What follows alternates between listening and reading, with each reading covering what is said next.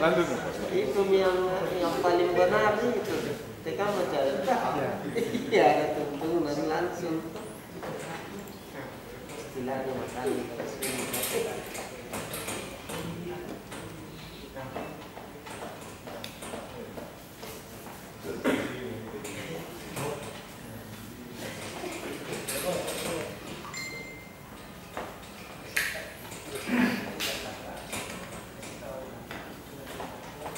Mana Pak Mul? Hah?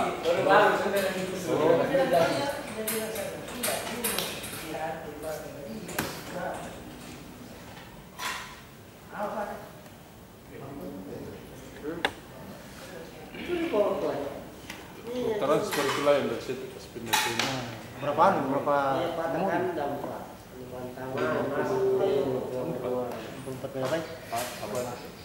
Anu ya. Ini 24 kali di transfer. Iya. Satu itu berapa nomornya? Berapa dia? Dua kali pertemuan. Kita lanjutkan kajian. Bismillahirrahmanirrahim. Assalamualaikum warahmatullahi wabarakatuh. Waalaikumsalam. Alhamdulillahirabbil alamin. Wassalatu wassalamu ala asyrafil anbiya'i wal mursalin wa ala alihi washabihi ajmain. Kita kembali pada intinya bersyukur kepada Allah dan berselawat kepada junjungan Nabi Allah Muhammad SAW. Malam ini kajian kita lanjutkan tentang perjalanan Nabi Yusuf. Terakhir adalah dia di penjara, kemudian dalam penjara itu ditemani oleh dua orang penghuni penjara. Jadi 3 orang penghuni penjara, satu Nabi Yusuf, yang kedua orang yang bermimpi memeras anggur, kemudian yang ketiga orang yang bermimpi menyimpan roti di kepalanya lalu dibakar. Dan ketiga penghuni penjara tersebut ternyata adalah apa yang terjadi dalam diri kita sendiri. Penghuni penjara inilah yang dimaksud itu. Inilah penjaranya adalah sebuah batu, ya, patung ya, alat jasad. Penjara alat jasad. Kemudian yang dimaksud dengan orang yang menyimpan roti di kepalanya lalu dipatok burung itu adalah jiwanya, alam jiwa, alam yang rusak.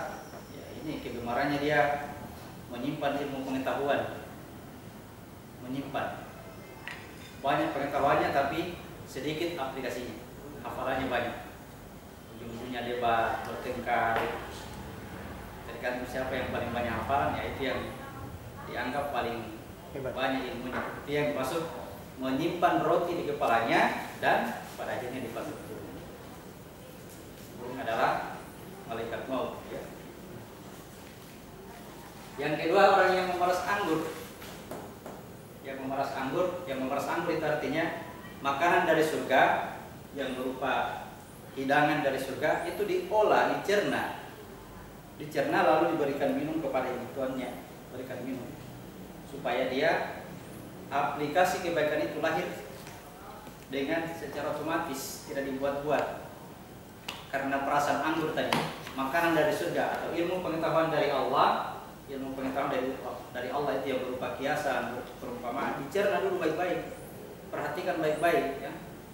Gunakan akal dengan baik, jangan sampai memposisikan Allah pada hal-hal yang tidak tepat, ya. Posisikan Allah itu misalnya, diposisikan Allah itu seakan-akan Allah itu ada lawannya atau ada musuhnya, ya.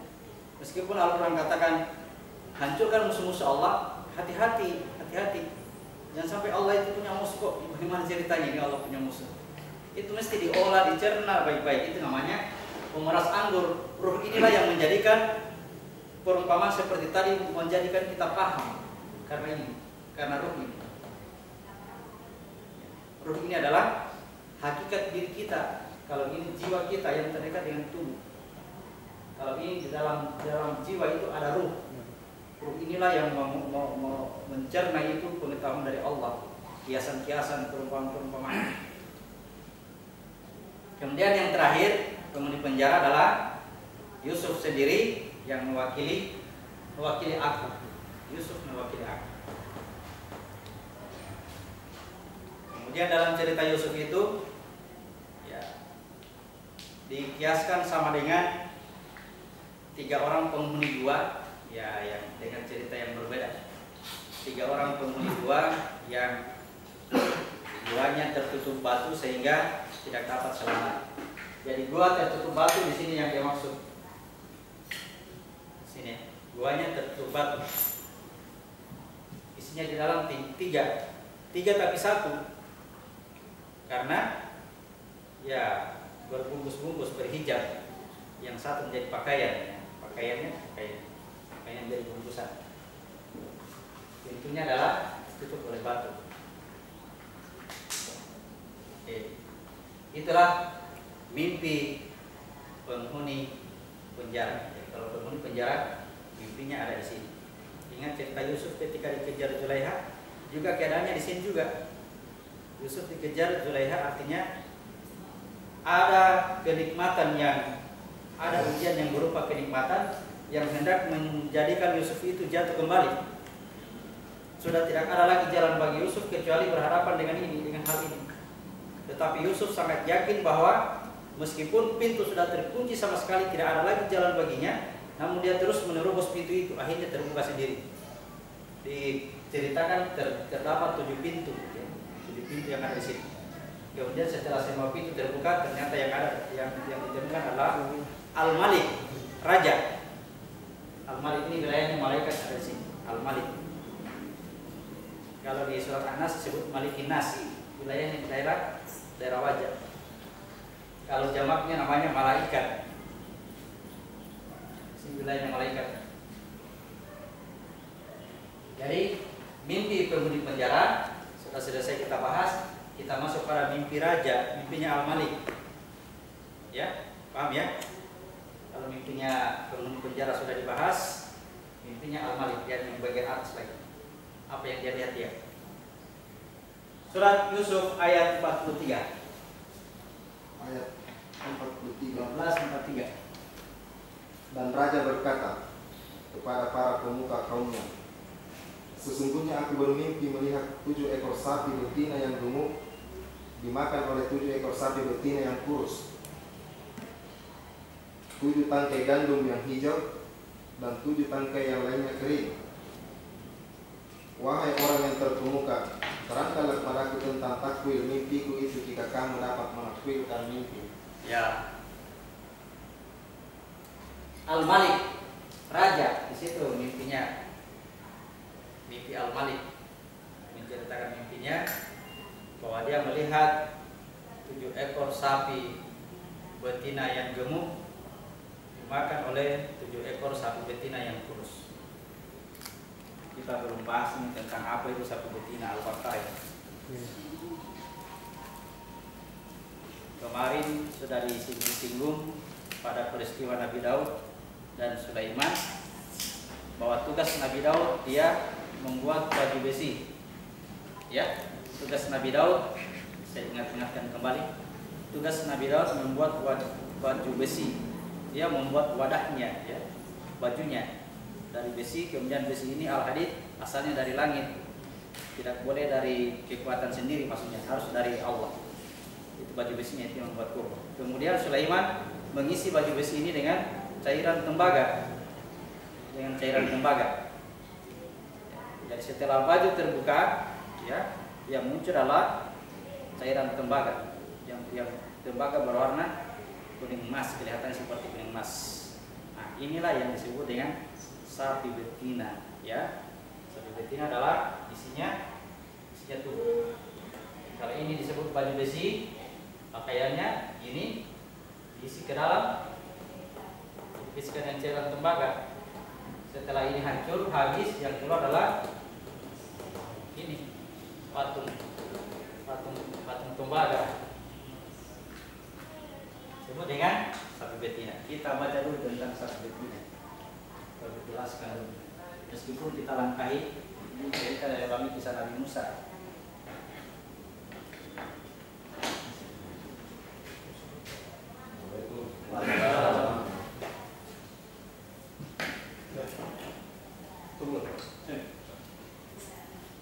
Ini terlambat. Ya.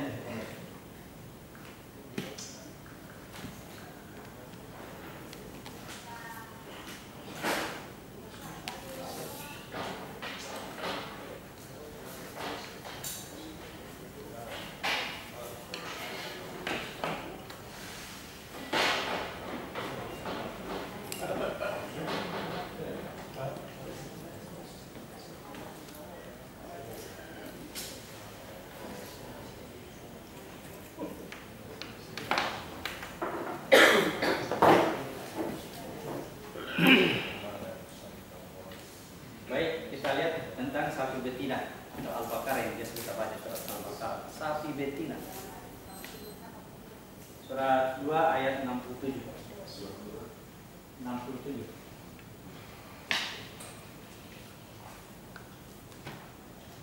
Dan ingatlah ketika Musa berkata kepada kaumnya, Allah memerintahkan kamu agar menyembelih seekor sapi betina. Mereka bertanya, apakah engkau akan menjadikan kami sebagai ejekan? Musa menjawab, aku berlindung kepada Allah agar tidak termasuk orang-orang yang bodoh. Ya, perhatikan kata-kata ini. Musa yang ditugaskan kepadanya ilmu syariat, semua syariat dari Allah diberikan kepada Musa. Musa menyuruh kaumnya untuk menyembelih sapi betina. Perhatikan yang mana dimaksud menyembelih sapi betina. Ya, ingat sapi betina adalah ini ya. Jiwa. Ya, jiwa. Ini disuruh dimatikan juga. Matikan ini. Ditiadakan juga ini. Kalau selama ini kan, kalau orang belajar agama ujung-ujungnya ini isinya tunggu apa? Kalau sudah apa isinya selesai. Padahal masih ada lagi lanjutannya. Berhenti di sini, ya akan ada dampaknya. Ini sama dengan kita bertahan pada wilayah api, wilayah kesombongan. Di sini kita punya kelebihan yang orang lain tidak bisa lakukan, yang tidak bisa dilakukan oleh manusia biasa. Maka disebutlah dia manusia luar biasa. Makanya ketika Musa memerintahkan supaya ini disembelih, mereka katakan, apakah engkau akan menjadikan kami buah ejekan? Mau diejek-ejek? Karena apa? Karena kalau ini disembelih ditiadakan, tidak ada apa-apanya itu manusia. Hilang kekuatannya, hilang kesaktiannya, hilang ilmu-ilmu, hilang semua. Kalau ini ditiadakan, dimatikan. Makanya yang tidak punya kayak begini, yang tidak punya ini selalu jadi buah ejekan. Kalau kemarin kan cerita Nabi Yusuf kemarin ya, dia lebih memilih terpenjara, masuk penjara daripada mengikuti Zulaikha. Dia lebih memilih terpenjara, hidup dengan ya barangkali bisa juga dikatakan ejekan-ejekan.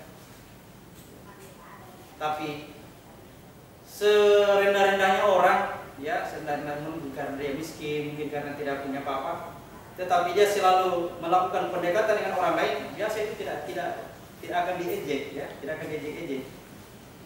Misalnya dalam kegiatan-kegiatan, dalam acara-acara yang acara kebersamaan, seumpamanya dia ikut membantu di situ, itu tidak menjadi ejekan, bahkan sangat dihargai. Tapi kalau ini, ya, kalau ini ada dan tetap kuat, maka ini menjadikan diri kita, ya, kenapa dibahasakan wilayah api? Ini kepanasan dia, kalau orang lain tidak tahu bahwa dia hebat, kepanasan, ya. Pokoknya dia mau cari mana lagi yang, ya, mana lagi yang aneh, yang berkelahi, supaya saya tahu bahwa saya punya ilmu kebal. Ya. Siapa lagi yang kesurupan? Supaya dia tahu bahwa saya pintar mengobati orang yang sakit, kesurupan. Jadi dia keliling mencari karena ini. Inilah yang dikiaskan dalam cerita yang lain bahwa ini pemilik seekor kambing, ya. Inilah aku. Ini pemilik 99 kambing. Dari titipannya dari sini ya. Ciptakan segala sesuatu. Pemilik 99. Ini pemilik satu. Yang satu ini harus diserahkan kepada menjadi tidak berdaya lagi. Tidak punya apa-apa. Makanya tadi saya ulangi bahwa ketika Musa memerintahkan umatnya untuk menyembelih sapi betina itu, mereka katakan, apakah engkau akan menjadikan kami buah ejekan? Musa katakan, aku berlindung kepada Allah dari sifat orang-orang yang jahil. Jahil itu tidak tahu, sifat kebodohan. Karena ketidaktahuannya, dia ingin selalu menampakkan dirinya sebagai orang yang terhebatlah, bukan termiskin, terhebat. Baik, ayat 68. Mereka berkata, mohonkanlah kepada Tuhanmu untuk kami agar dia menjelaskan kepada kami tentang sapi betina itu. Ya. Musa menjawab, Allah berfirman bahwa sapi betina itu tidak tua dan tidak muda. Tidak boleh terlalu tua, tidak boleh juga terlalu muda. Dia bukan orang tua, dia juga bukan anak kecil. Dia selalu seorang pemuda yang gagah, ya. Tidak tua dan tidak muda. Pertengahan antara itu. Jadi meskipun rambut sudah beruban, ya, siapa yang berubah sih? Tersindir lagi. Atau meskipun anak kecil, ya, anak kecil ketika dia melihat dirinya, seumpamanya kalau dia diperlihatkan waktu kecilnya, dia akan melihat dirinya seorang pemuda yang gagah. Ya, isinya dalam tubuhnya adalah seorang pemuda dan tetap jadi pemuda. Pemuda inilah yang nanti akan masuk surga, ya. Pemuda itu yang masuk surga. Pemuda inilah yang akan masuk ke alamnya ruh. Nabi katakan, tidak ada itu orang tua yang masuk ke sana, tidak ada. Yang dia masuk orang tua ini. Karena terikat ruang dan waktu. Umur 60 tahun sudah, wah, apa ini? Tidak bisa dia masuk, harus anak muda. Temukan dulu anak muda ini. Anak muda inilah yang akan masuk ke dalam surga. Mau laki-laki mau perempuan selalu muda. Hanya tidak tua dan tidak muda, tapi pertengahan. Ayat 69. Lanjutkan tadi sedikit. Ya. Tetapi pertengahan antara itu, maka kerjakanlah apa yang diperintahkan kepadamu. Ayat 69. Mereka berkata, mohonkanlah kepada Tuhanmu untuk kami agar dia menjelaskan kepada kami apa warnanya. Ya, apa warna sapi betina ini? Warna emas. Lanjut. Musa menjawab, Allah berfirman bahwa sapi betina yang kuning tua warnanya, yang menyenangkan orang-orang yang memandangnya. Ya, sangat senang kalau melihat ini, ya. Memang ada muncul rasa kebahagiaan. Tapi saya ingatkan, ya, jangan terlalu bahagia, karena masih ada lagi tugas berikutnya. Mematikan juga ini, menyadarkan juga ini, menghabiskan juga. Ini hancur patunya yang muncul adalah jiwa. Dan jiwa inilah nanti yang akan dihabiskan juga. Jadi kita berjadi di jalan Allah dengan anfus, amwal wa anfus. Ini dulu, hartamu dulu, jasadmu dulu, kemudian anfusmu, ya, jiwamu. Jadi dikiaskan warna kuning, warna tembaga, kuning emas, tembaga itu. Orang yang melihatnya, yang pernah melihatnya sampai dia menulis buku Sinar Keemasan. Sudah pernah lihat buku ini? Sinar Keemasan dan 1001 wasiat terakhir dari Syekh titik-titik. Itu ada sama bapak di kampung. Bilang Pak, jangan Pak, masih ada lagi setelah. Kata selanjutnya setelah ini adalah begini. Ternyata ini saja belum dicapai. Kenapa belum dicapai? Karena prakteknya adalah meniadakan ini. Ini yang dia mempasifkan. Pasif itu artinya Tidak berbuat apa. tenaga ini dia hanya gunakan untuk sebut-sebut nama Tuhan. Tidak ada aplikasi yang dianggap aplikasi di luar itu menghambat kegiatan yang lain, kegiatan ibadahnya. Padahal terbalik, yang ibadah itu aplikasi di luar, yang ibadah itu bekerja. Ya, jalankan tugas khalifah. Tugas khalifah itu menyayangi, menolong, mencipta, memelihara. Itu tugasnya. Bukan menyebut-nyebut penyayang, Allah penolong, Allah pencipta, tidak begitu dia. Bukan begitu maunya Tuhan. Kita diadakan di muka bumi ini dengan resiko sangat berat pertanggungjawabannya ini. Besar resikonya ketika kita terima ini. Pertama kita sudah dibuat zalim dan bodoh. Artinya kita sudah disiapkan neraka. Neraka dulu, habis itu bertarung. Selamatkan diri masing-masing dari neraka. Semua manusia pasti masuk surga, katakan semua manusia pasti masuk surga, kecuali yang tidak mau. Kalau tidak mau, yang mau dijawab. Tapi kalau mau ada jalan, ya, dibuatkan jalan. Artinya ketika orang tidak berbuat apa-apa, ya wadahnya sudah disiapkan. Karena tidak jalan ke dasar Tuhan. Ya, jadi sesudah ini dihabiskan bahwa ini bukan tanganku, ini bukan kakiku, ini bukan mataku, ini bukan telingaku, ini bukan aku, ya, ini bukan aku. Bertemu dengan aku yang sebenarnya. Nah, aku ini lagi ternyata harus ditiadakan. Ya, aku itu tidak ada. Dan ini untuk meniadakan tidak ada jalan lain seperti diajarkan Muhammad kecuali laksanakan itu agama Ibrahim. Ikuti agama Ibrahim, ikuti agama yang ada pada patung ini, pada jasad ini. Ya, dengan aplikasi tarikan nafas misalnya, kemudian mengancing, lalu takbir. Itu praktik sholat yang mungkin belum pernah kita dengar. Bahkan ada yang bertanya, apakah Rasulullah melakukan itu? Tidak ada yang tahu apa yang dilakukan oleh Rasulullah. Yang dia perintahkan, sholatlah kamu sebagaimana engkau melihat aku sholat.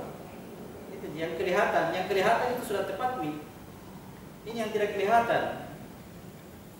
Yang tidak kelihatan inilah yang disebut dengan rahasia sholat.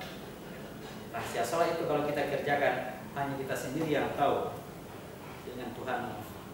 Orang lain tidak bisa tahu. Bisa diberi begini, kasus begini. Bisa gitu.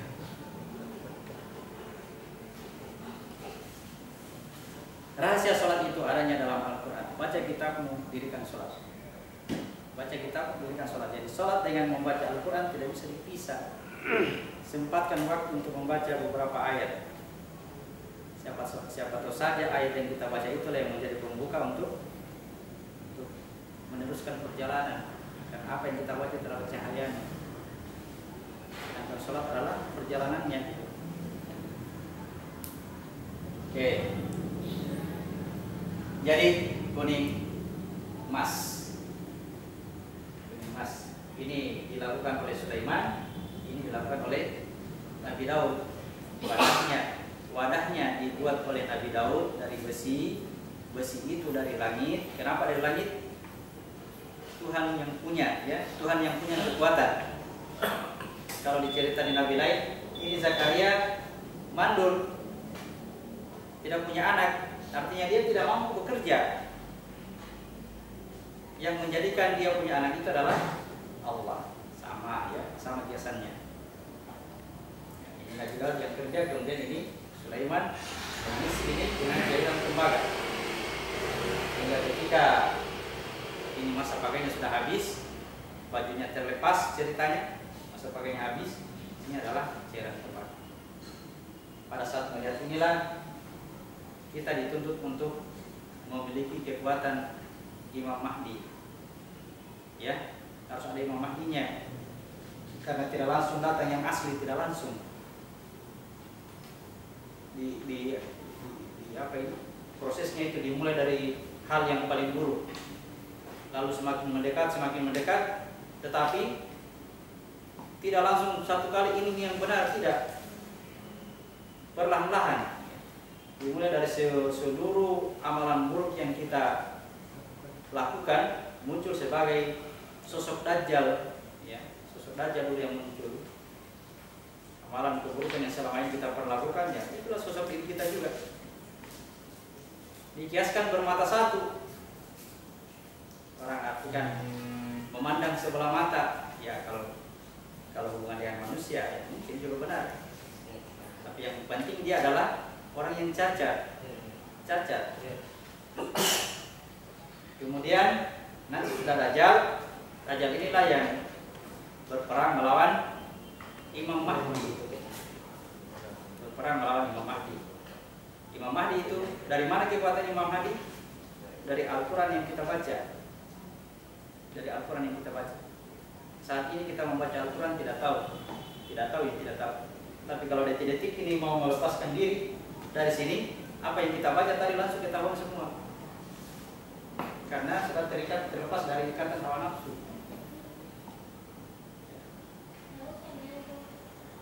Itulah kekuatan Imam Mahdi. Kemudian terjadilah itu pertengkaran yang perselisihan. Surat 67 ayat 3 dan 4. Saya ulang-ulang itu supaya kalau betul-betul kejadiannya ada, Imam Mahdi itu datang.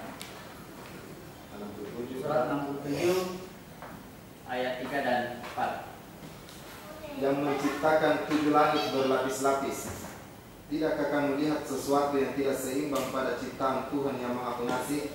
Maka lihatlah sekali lagi. Adakah kamu lihat sesuatu yang cacat? Ayat 4. Kemudian ulangi pandanganmu sekali lagi dan sekali lagi.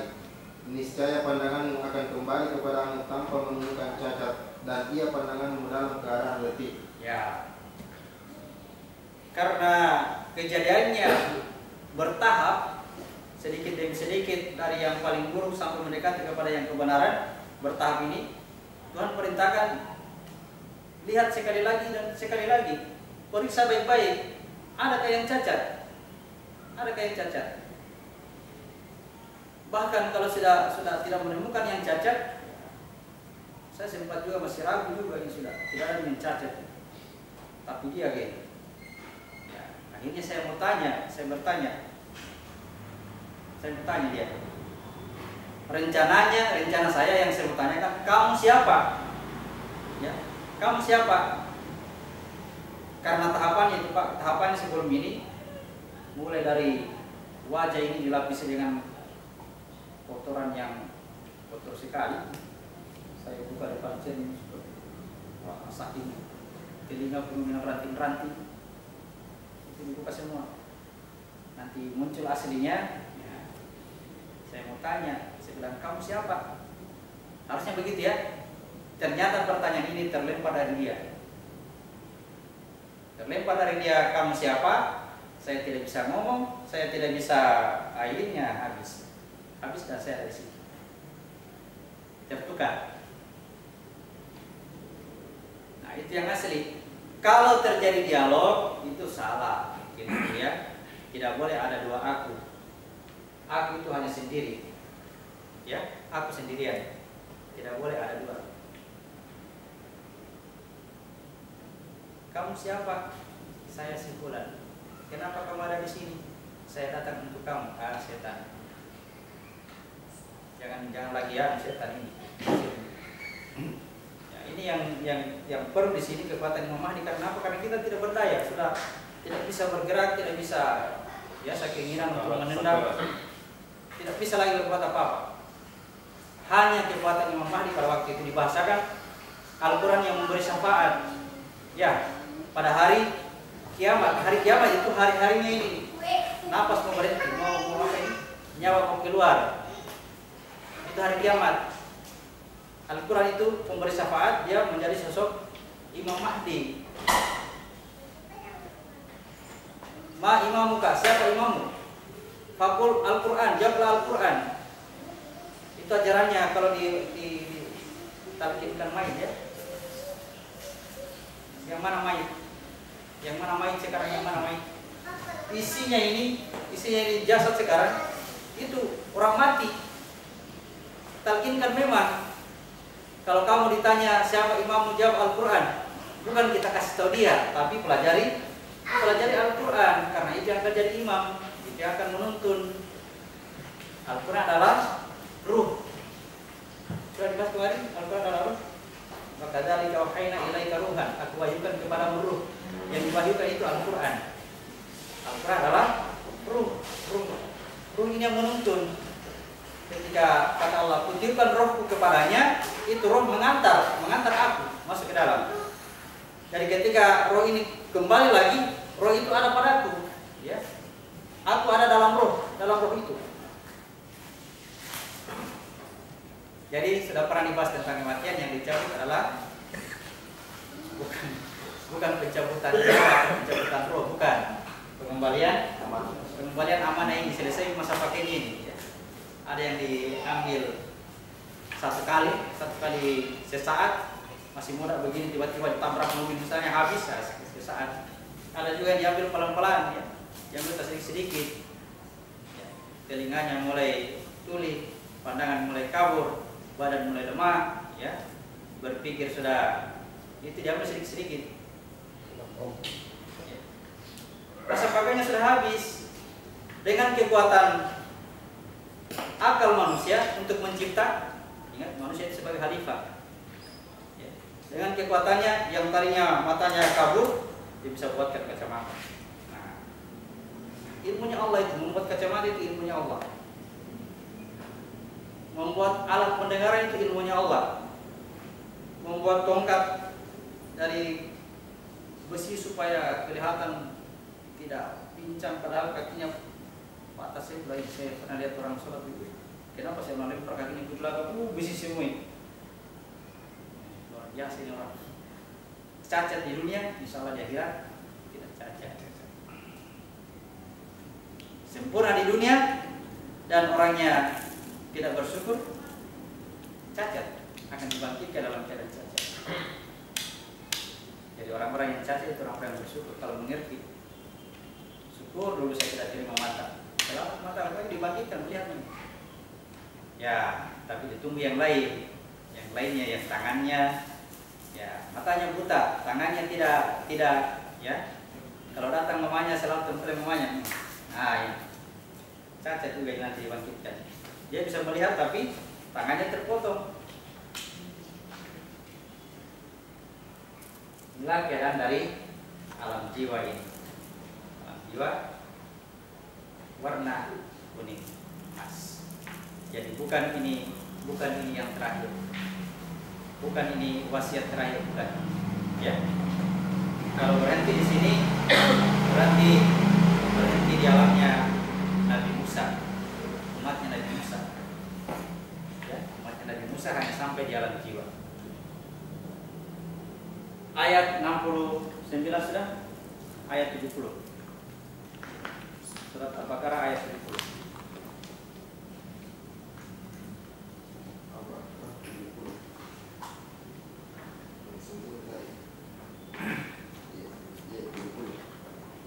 Mereka berkata, mohonkanlah kepada Tuhanmu untuk kami agar Dia menjelaskan kepada kami tentang sapi betina itu, karena sesungguhnya sapi itu belum jelas bagi kami, dan jika Allah menghendaki niscaya kami mendapat petunjuk. Ya, permintaan yang terakhir ini, ya, permintaan yang terakhir umatnya Musa menghendaki supaya dia juga melihat bentuknya seperti apa itu sapi betina.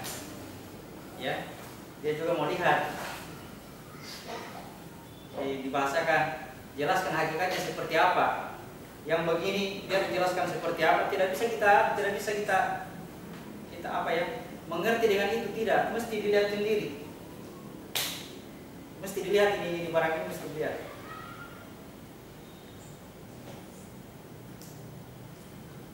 Isinya di dalam. Yang bisa melihat itu adalah matanya sendiri, ya. Yang bisa melihat ini matanya sendiri. Tidak bisa pakai matanya jasad. Dia harus pakai matanya jiwa. Orang sebutnya mata hati. Kalau terbuka mata hatimu, kamu bisa lihat ini jin. Terbuka mata hati, sehingga cari ilmu membuka mata hati. Tersebar lagi membuka mata hati. Wah, luar biasa kita di banyak sekali ranjau, ya, banyak sekali ranjau-ranjau yang membuat kita tertarik dengan ranjau. Lanjut ayat 71. Ayat 71.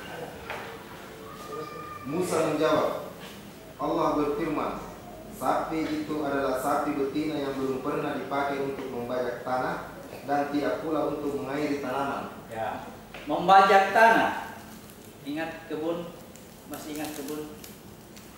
Ya, ini satu paket kajian ya. Jadi kalau tidak ikut pada awalnya biasa tidak bisa, sangat sulit sebenarnya. Ingat kebun.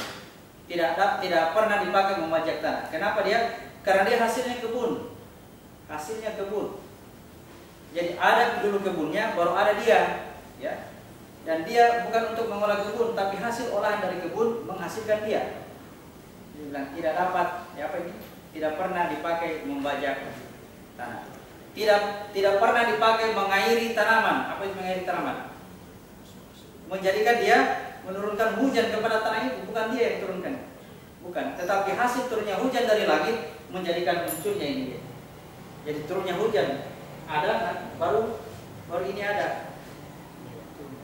Jadi dia tidak pernah dipasangkan, tidak pernah menurun tidak pernah digunakan untuk mengairi tanaman.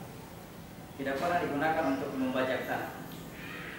Dia ini sebuah hasil pencapaian, ya, hasil pencapaian. Lanjut.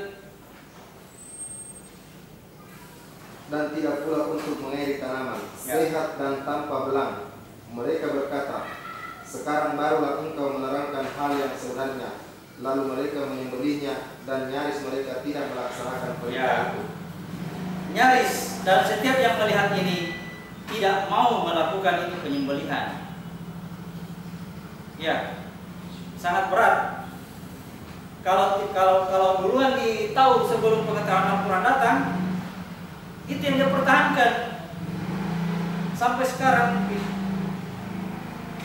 Pertahankan ini. Ini yang paling tinggi. Kalau sudah kelihatan ini isinya dalam tubuh. Paling kalau dia sudah pakai keluar duduk di sini, jasadnya di sini, isinya pergi ke mana, berjalan mana. Tidak mau tidak hilangkan, karena duluan dapat sebelum pengetahuannya datang.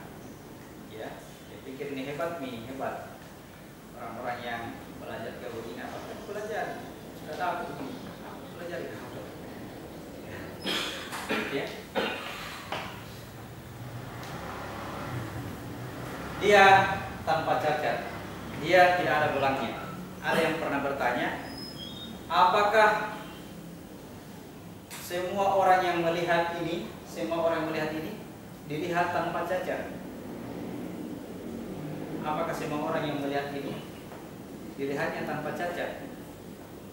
Seumpamanya saja orang yang selama ini berbuat jahat tiba-tiba diperlihatkan ini, apakah dia melihatnya tanpa cacat? Saya katakan kalau dia bisa melihat berarti tidak cacat. Kalau dia tidak bisa melihatnya berarti masih ada yang cacat, minimal buta. Minimal matanya tidak ada. Jadi dia tidak bisa lihat. Tapi kalau sudah ada matanya, pasti yang lain sudah lengkap. Jadi rumusnya itu yang terakhir itu mata. Kenapa kami dibangkitkan dalam keadaan buta, padahal kami di dunia melihat? Dibangkitkan, kenapa gelap sekali ini? Tidak ada matanya, hilang. Tapi kalau orang yang di dunia berjalan dalam kegelapan karena matanya tidak ada, begitu dibangkitkan langsung indahnya ini di mana ini? Ternyata alam yang lain, di alam lain. Baik. Lanjut ayat 72. Ayat 72.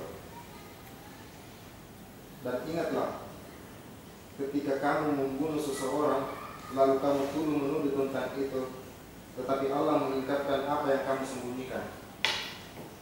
Kapan kita membunuh seseorang? Ingatlah ketika kamu membunuh seseorang, lalu kamu tuduh menuduh tentang itu. Ayat ini untuk siapa ini? Umatnya Nabi Musa, bukan untuk kita ya. Untuk umatnya Nabi Musa. Saya katakan kenapa ya ayat ditulis di Al-Quran itu bisa dibawa di umat Nabi Musa sana. Ini kalau saya baca, ingatlah ketika kamu membunuh seseorang, ya jelas saya bertanya kapan saya membunuh seseorang. Ya, kamu tuh menuduh tentang siapa yang membunuh, siapa yang membunuh dan siapa yang dibunuh. Lalu Tuhan akan mengungkap siapa yang mengungkapkan apa yang kamu perselisihkan. Lanjut. Lalu kami berfirman, pukullah mayat itu dengan bagian dari sapi itu. Demikianlah Allah menghidupkan orang yang telah mati dan dia memperlihatkan kepadamu tanda-tanda kekuasaannya agar kamu mengerti. Kenapa kamu berselisih tentang siapa yang membunuh dan siapa yang dibunuh? Karena pada hakikatnya kita semua adalah mati sekarang. Mati. Nanti ini yang dimatikan, sapi betina dimatikan, lalu bagian dari sapi betina ini digunakan untuk memukul mayat. Bagaimana cara memukul mayat? Ya, praktiknya sudah melewati ini, sudah melewati. Bagian dari sapi betina yang digunakan untuk memukul mayat adalah tongkatnya Nabi Musa. Tongkat, atau di sini adalah lidah. Lidah. Dengan cara menelan, dengan menelan tadi yang mati yang ada di sini naik ke atas menjadi hidup. Kalau ini sudah dimatikan, isinya naik menjadi alamnya ruh. Kalau alamnya ruh sudah naik di situ, itu berarti kita sudah bermakna hidup. Seperti itulah cara Allah menghidupkan orang mati. Siapa orang mati? Kita ini orang mati. Antara ini dengan ini saling baku dulu, mana yang mematikan? Ya. Ketika serah terima mana di sini? Serah terima mana? Sebelum bersatu antara jiwa dengan raga, lakukan serah terima mana? Allah tawarkan amanah kepada ini jasad. Dia menolak. Lalu majulah manusia. Ditawarkan amanah, dia maju. Begitu dia terima, menyatu seperti ini, jadi gelap gulita semua, zalim dan buruk. Terlupa semua masalahnya. Tapi disuruh ingatlah, kamu pernah membunuh seseorang. Kapan membunuh seseorang? Menjadikan aku itu mati dalam jasadku. Jadi yang saya bunuh adalah diriku sendiri. Selalu Allah katakan, kamu menzalimi dirimu sendiri. Padahal bahasanya Allah, kamu menzalimi dirimu sendiri. Kalau saya mau bantah, ya Allah, kalau saya tidak zalimi diriku sendiri, tidak mungkin ada khalifah di muka bumi ini. Ya. Kalau aku tidak terima ini amanah, tidak bisa jadi khalifah. Ketika aku terima amanah, ya beberapa poin kemarin kita sudah bahas. Cara-cara penerimaan amanah. Yang pertama, serah terima. Satu menyerahkan, satu menerima. Yang kedua, diperintahkan kepada Yahya. Wahai Yahya, ambillah kitabmu. Yahya perintahkan mengambil kitab. Yang ketiga, Nabi Adam dilarang. Adam, jangan kamu dekati pohon itu. Kalau kamu dekati pohon ini, menjadikan kamu zalim. Dilarang. Jadi yang pertama serah terima, yang kedua diperintahkan, yang ketiga dilarang, yang keempat kepada Maryam. Kenapa Maryam? Rasa sakit memaksa dia untuk mendekati Allah. Karena ketidakberdayaannya. Pada posisi manakah kita? Pertanyaan begitu. Apakah saya melakukan itu karena serah terima amanah? Apakah saya melakukan itu karena perintah dari Allah? Apakah saya melakukan itu karena kebodohan saya melanggar perintah, melanggar larangan? Ataukah saya mendekati itu karena ketidakberdayaan? Semua itu tergantung apa yang kita imani tentang itu. Akhirnya kita akan melihat bahwa tidak ada yang sia-sia dari peristiwa ini. Ya, mungkin hari ini saya direndahkan dalam keadaan ini, saya direndahkan karena aku masuk ke dalam tempat kezaliman dan kebodohan. Tetapi sebenarnya Allah memuliakan aku lebih tinggi daripada jin dan malaikat, lebih tinggi daripada jin dan malaikat. Jadi orang-orang yang mengatakan kita semua terlahir karena dosa nenek moyang kita, berarti dia terlahir karena dosa. Ada juga orang mengatakan kita terlahir karena ditugaskan sebagai khalifah, berarti dia sebagai penerima kitab. Tergantung apa yang kita sangkakan tentang peristiwa itu. Semua kembali ke diri kita masing-masing. Tempatkanlah diri kita pada posisi yang baik, selalu posisi berserah diri. Kenapa saya terima amanah? Karena saya tidak berdaya, dan sampai hari ini saya tidak berdaya. Tuhan sudah atur, Tuhan sudah tempatkan saya. dan apa yang Tuhan berikan kepada aku adalah selalu yang terbaik. Selalu yang terbaik. Meskipun ya kita rasakan sakit, rasakan capek, rasakan lapar dalam kondisi seperti ini, ya, tapi itu yang paling tinggi dibandingkan kita punya jiwa dengan ruh. Saya ulang dalam materi ini adalah bagaimana cara Allah menghidupkan orang mati. Ya, pukullah, ya dimatikan dulu ini, matikan dulu ini, kemudian ya pukullah mayat itu dengan bagian dari satu betina, gunakan tongkatnya. Di mana dipukul? Di sini, di alam jasad. Bukan kita mati di alam jiwa, kita masuk dulu alam jin, baru kita mati di situ. Tidak. Di sini. Kita melakukannya berkali-kali. Ya, berkali-kali. Pergerakan pertama dari sulbi kita naik sampai ke atas ini, ke atas perahu. Pergerakan itu baru dari sulbi sampai ke pusat. Paham maksudnya? Dilakukan lagi naik sampai ke atas dan berhasil, ternyata dari pusat baru ke alam jiwa. Bertahap. Tidak ada langkah-langkah lain seumpama kita tafakur, baru kita masuk di alam jin, baru kita bunuh diri lagi di alam jiwa. Tidak. Itu yang dilakukan sholat. Dan lakukan rahasianya. Lalu Allah akan memperjalankan kamu sesuai dengan apa yang terjadi pada dirimu ini. Sederhana rumusnya, tidak banyak. Tekniknya itu di sholat. Sholat, puasa, zakat, haji, kerjakan itu apa yang dicontohkan Nabi. Tidak perlu ditambah-tambah karena nilainya sangat tinggi. Ya. Kenapa kita menganggap ini rendah? Karena pengetahuannya belum datang. Yang kita lihat ya ikut juga. Ikut-ikutan pergi sholat di masjid, pergi juga. Kenapa pergi sholat di masjid? Ya nanti dibilang orang kafir. Karena yang membedakan orang Islam dengan orang kafir itu sholatnya. Kalau tidak sholat kafirnya itu, ini supaya dia masuk dalam golongan orang Islam. Jadi pergi ke masjid supaya disebut sebagai orang Islam. Akhirnya pada ujung-ujungnya malas. Kalau ada orang rajin, kalau tiada orang ya kesempatan itu pergi. Gitu ya. Jadi pengetahuannya sangat penting. Kalau ini kita pahami teknik yang dilakukan oleh ya pada perjalanan dalam diri Ibrahim, saya bahasakan begitu, pada jasad ini dengan pengetahuan yang Allah gambarkan bahwa apa yang terjadi di sini itulah yang akan dilakukan oleh ya tugasnya Allah di alam gaib. Seperti mematikan aku di alam jiwa, bukan tugas kita masih di alam jiwa, bukan. Kita hanya melakukan itu. Lakukan itu secara bertahap. Ya. Kenapa ada sholat 5 waktu? Kenapa tidak 6? Kenapa tidak 4? Tepatnya 5. Karena sholat itu kematian dan kullu nafsun za'iqatul maut.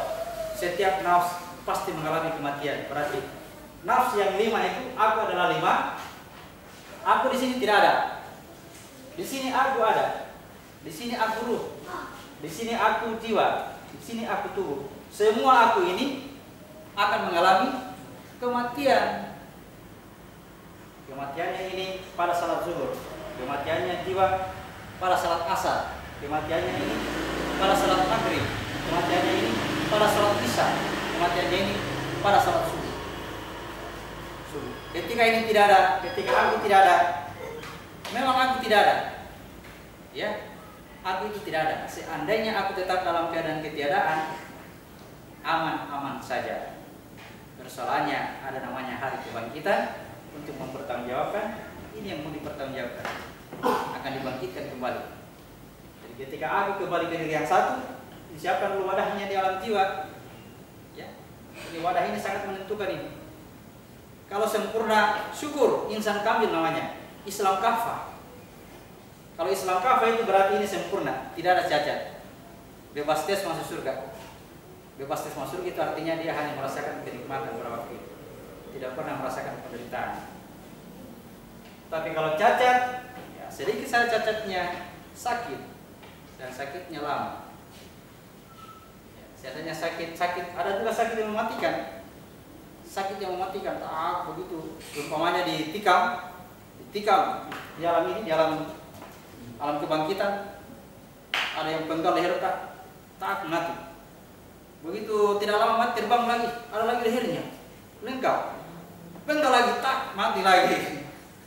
Nah, seakan-akan mimpinya itu bersambung-sambung ya, mimpinya bersambung. Apa yang terjadi alami, dia rasakan seperti mimpi. Begitu terjaga kembali, masih utuh. Dipenggal kembali lagi, ya, dia rasakan terus dalam waktu yang sangat lama. Ya. Itulah kejadian di alam jiwa ini. Kalau sudah masuk di atas, ya itu hanya kenikmatan yang bertambah-tambah. Kenikmatan bertambah, kenikmatan. Oke. Kembali ke cerita Yusuf tadi, bahwa ya ayat 43 tadi, bahwa raja itu melihat 7 sapi betina yang gemuk dimakan oleh 7 sapi betina yang kurus. Kenapa disebut